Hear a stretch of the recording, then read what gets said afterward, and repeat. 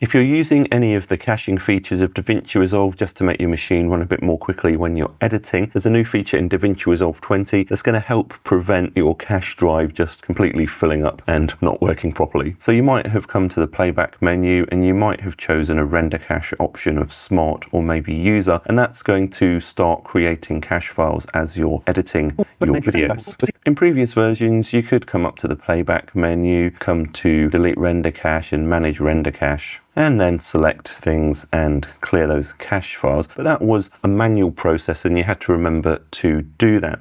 In DaVinci Resolve 20, if you come up to the top left main DaVinci Resolve menu and choose Preferences, choose User Preferences, and then on the left here, choose Cache Management. We've now got this option that is disabled by default, but we can tick this box to enable it and then choose a number of days after which cache files will automatically be deleted. So you can specify whatever value makes sense for you here. The more editing you're doing and the smaller the drive that your cache files are on, the smaller the number of days here probably will need to be. But this is a great feature that you can use to automate things a little bit in terms of how fast your drives are filling up. Now, if you're working on a really long project and you have a decent amount of cache drive, you might actually want to use a longer value here, or you might want to leave this completely disabled because say you're editing a long documentary, a feature film where you know you're going to be working on it for maybe even months at a time on the edit, you might not want those cache files deleting because that might actually slow things down for you and you'll have to regenerate those cache files anyway every time you start working on the project. So this really is up to you how you use it.